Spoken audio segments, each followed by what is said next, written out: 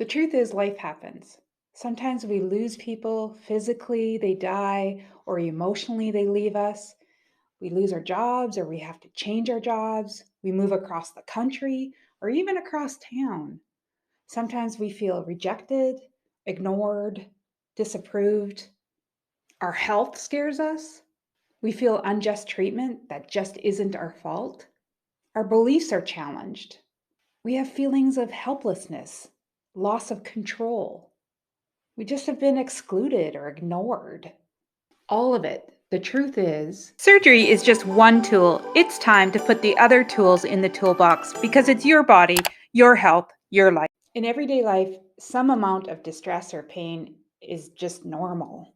Everyone feels fear, sadness, anger, other negative emotions. It's when we ignore those emotions that we create this boomerang effect.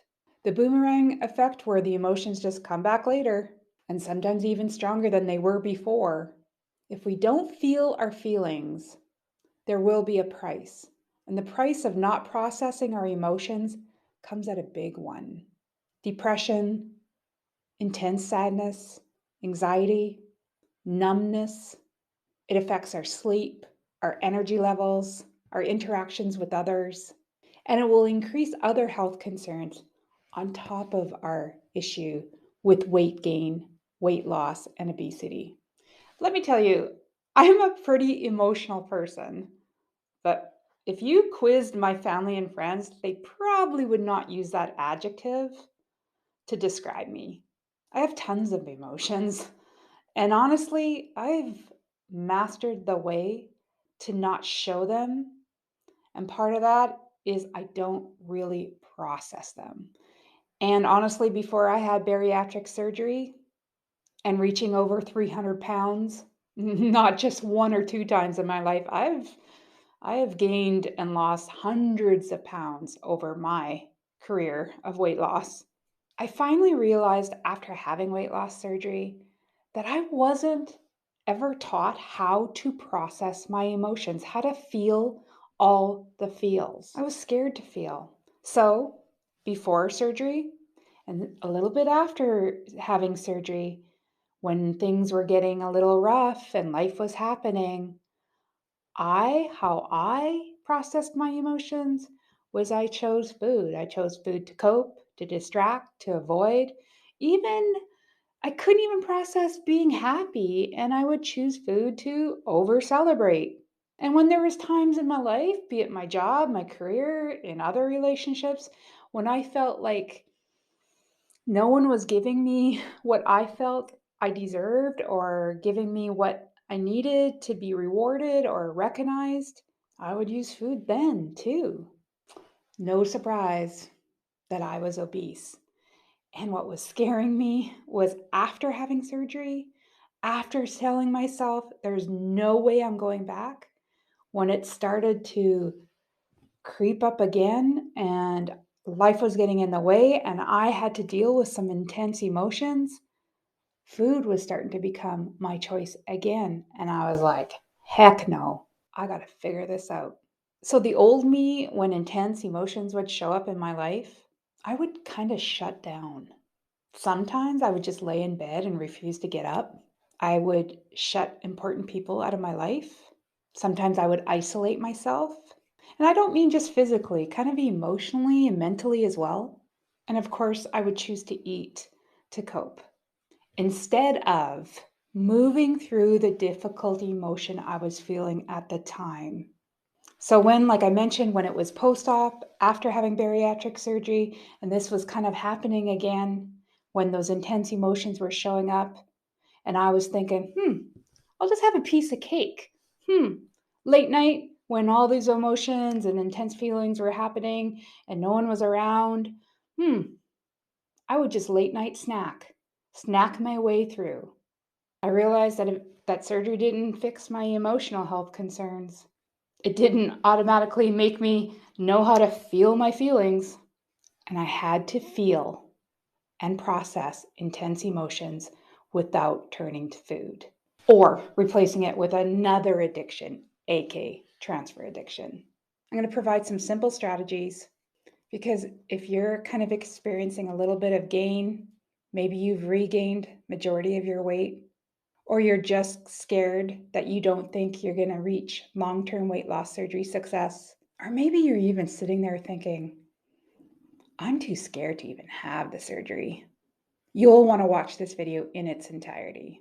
And just because I'm a certified life skills coach and had bariatric surgery myself doesn't mean I'm the expert on this. It just means I had to face my fear of actually feeling the sense of fear and all those other intense emotions, because that is part of the human experience.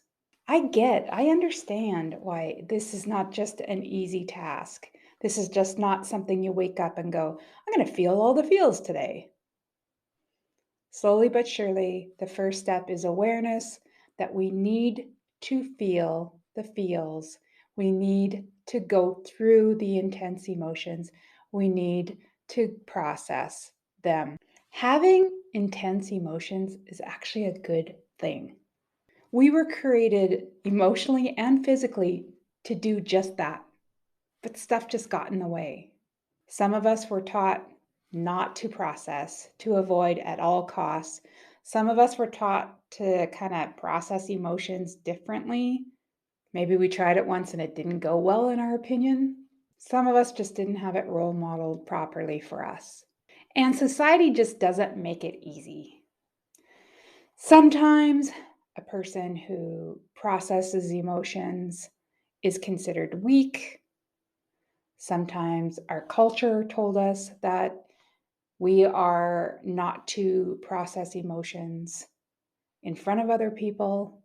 None of us got the full handbook or the playbook on how to do this. I'm here to tell you we can handle them. Will it feel good? Heck no. But you can handle it in the moment. And know and prove it to yourself that you will be okay. Before we get into some simple strategies, there are some things that you need to know. Emotions have a very important role in how we think and behave. Emotions can be very confusing and very clear at the same time. We need our emotions. Humans are meant to feel. That is what makes us feel alive. And that is how we process and move forward. Emotions not properly processed will eventually affect your body and your health. We are not used to acknowledging them and feeling them all the way through. Feelings not processed will eventually manifest themselves in intense anxiety. And a lot of us are afraid of that fear. So we do whatever we possibly can to distract ourselves, keep busy in other activities. So things like social media, getting swallowed up by the news, exercising intensely, or just using food becomes our way to cope. No, you're not alone. Especially in the bariatric community, we're pretty used to using food to numb us. There will always be times for the need to grieve and mourn, because life will give us times of intense sadness, and we will be sadder than we want to be in that moment. So what can help? I'm not talking a certain religion here. I'm just talking about having a sense of faith or something bigger beyond ourselves that we can look to. And it doesn't mean that having that intense emotions will go away, but having that can help.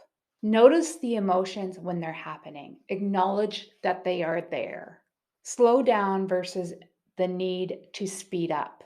Sit with your emotions and breathe into them. Tell yourself you're okay. You're okay to feel these at this moment. You will not die. Those intense feelings will eventually dissipate, but you need to go through it. It will not last forever.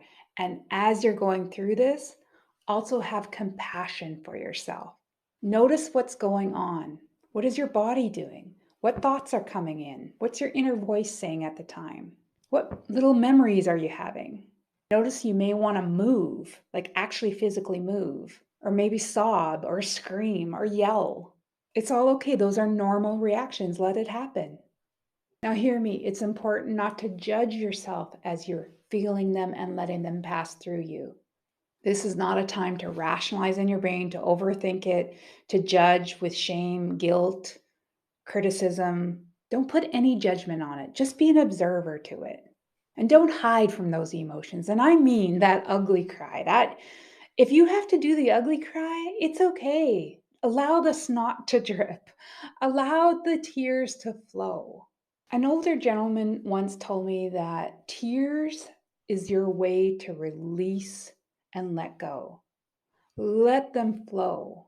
Let them wash over you. You really do need to get that intensity out of your body. You don't want the intensity to stay in your body, to get repressed. Hit something if you have to, like something soft, like a pillow. Move through them so that you can move on. There's no need to avoid them or escape them. As you allow them to pass through them, as you feel them, let the intensity build and then dissipate. You will get to a point where you can move on. Will that be the end of them? Probably not, especially with grief or intense sadness. Feelings come and go like waves, and that's okay. When they come back, you'll process them again. So after completing that wave of intense emotion, and you're kind of on the other side of it, this is a great time, if all possible, to do something you enjoy. Play with kids, play with your pets, do some self-care, get outside in nature. Just shower yourself with a little extra grace and love. And no, you don't need to put on a brave face for anyone, even your kids.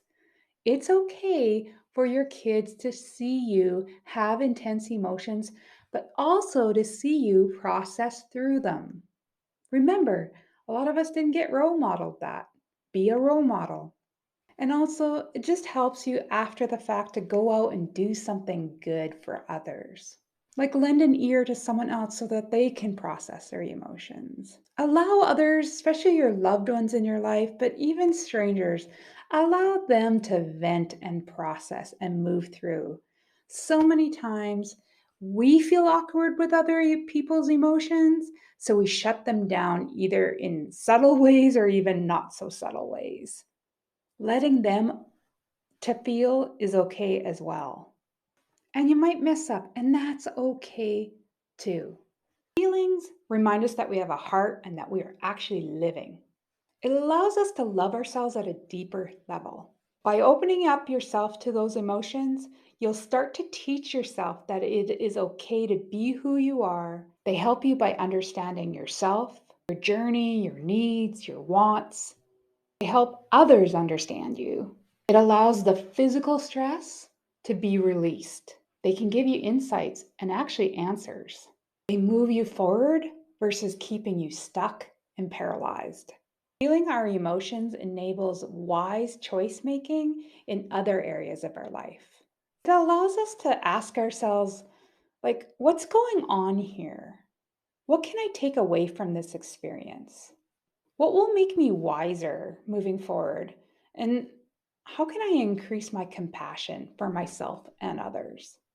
Acknowledging what we can bring to painful situations is very empowering. Now, please know that I know, and even in my own situation, that sometimes ongoing processing of intense emotions, emotional triggers, mental health triggers, traumas from our past requires additional support, additional community, therapy, self reflection, and just safe places to be able to do that on a long term basis.